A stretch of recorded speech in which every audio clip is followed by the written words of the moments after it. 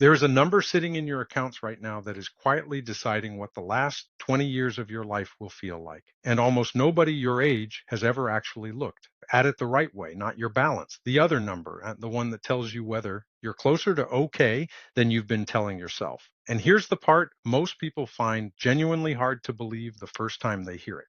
Being behind on retirement and being okay in retirement are not the same thing. A lot of people who feel hopelessly behind are sitting on signs they're going to be just fine. They just never learned how to read them. So I'm going to walk you through 8 quiet signs you're more ready than you feel. They start small and a little obvious, but stay with me because sign number 6 is one that financial. Planners look for and most regular people completely overlook. And the 8th one isn't about money at all. It's the one that honestly changes how the whole list lands.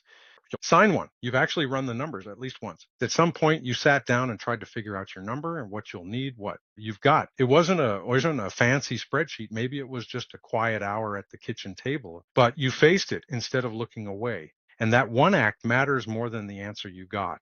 In the 2026 Retirement Confidence Survey, people with money set aside in a retirement plan or an IRA were more than twice as likely to feel confident about retirement than those who'd never engaged with it. And only about 4 in 10 people have ever sat down and calculated what they'll actually need. If you're one of them, you're already ahead of most of the country. That quiet act of facing it is worth more than most people give themselves credit for. That one's almost too simple. Number 2 is where people badly underestimate themselves. Sign 2, your fixed costs are shrinking, not growing. The big anchors, the mortgage, the kid, they weigh less than they did 10 years ago.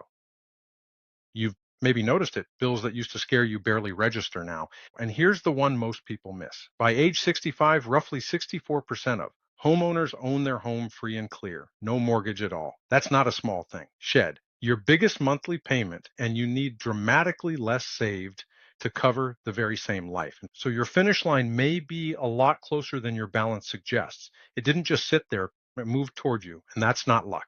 That's years of quiet decisions quietly paying off. So sign 3, your raises stopped turning into spending.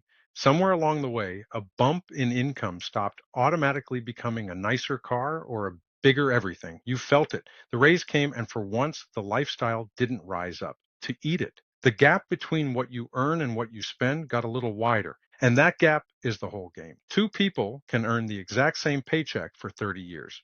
And the one who let that gap grow retires comfortably, while the one who spent every raise never does. Same income, completely different ending, decided entirely by that gap. Nobody claps for the raise you didn't spend, but that's the one that sets you free. Number 4 sounds boring on purpose, and it's the one planners quietly look for.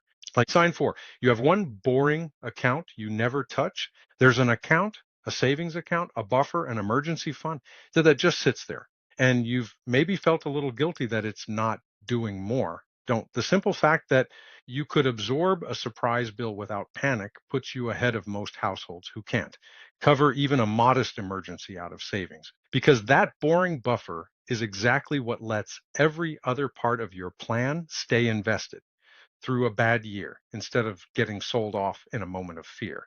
The calm account protects the growing ones. Stability isn't the absence of ambition, it's the platform. Ambition stands on. The most boring account you own might just be the most important one. Number 5 isn't about money at all, it's about how you think now. Sign 5, you've started thinking in decades, not paychecks. You've caught yourself asking not, can I afford this month, but what does this mean in 10 years? It's a quiet shift, the same decision seen from a longer distance. And that time horizon is itself a leading indicator. Every good thing ahead of you, compounding, paid off debt, a plan that actually holds, is something only patience can buy. People who think in decades make the small, dull, correct choices that people thinking in paychecks never quite get around to. You didn't just change a habit, you changed the lens, and the lens drives everything else. Sign 6, your money has a second job you set up and forgot about. And somewhere, an old 401k, an automatic investment, a pension you half forgot, money is working without you touching it. You set it up years ago, maybe grumbling about it, and you haven't looked since.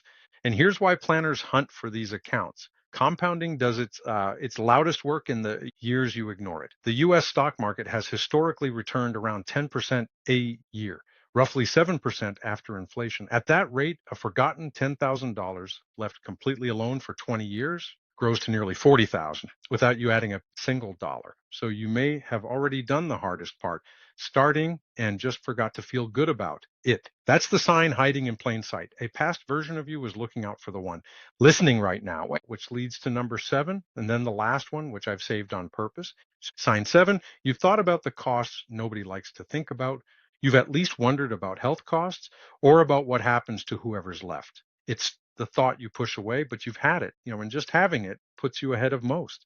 Here's the number most people never look at. Fidelity estimates a single 65-year-old retiring today will spend about $172,000 on healthcare over. Retirement, call it close to $345,000 for a couple. And that's it before any long-term care. The people who simply acknowledge that number early are the ones who don't get blindsided by it. Facing the uncomfortable number is itself a form of readiness. Courage with money looks boring from the outside. It's still courage. And sign number 8. I saved this one for last because it belongs last. It's this. Somewhere in the back of your mind, the reason you've saved it all was never really about you. It was so that one day you wouldn't be a weight on the people you love. So your kids wouldn't have to choose between their lives and your care, so that whoever's left could grieve you without also drowning in your paperwork. That quiet, unglamorous love, the kind that sets money aside for a future you might not even see. That's the truest sign of all. Not a balance, not a number. The fact that you've been trying this whole time to make things a little easier for someone else. If that's you, even imperfectly, even late, you are more okay than you've ever given yourself credit for. If part of being okay for you is making sure the people you love aren't left with the costs, the health and end of life pieces are the ones most people leave for later. And then regret. I put together a simple no cost checklist that walks through them in plain English. It's linked below if you want it. No pressure. It's just there. But before you go, I want to hear one thing. Who taught you about money, or who are you quietly trying to protect with it? Was it a parent who did without so you didn't have to? Is it your kids? Tell me their story in the comments. I read these, and honestly, they're the best part of doing this.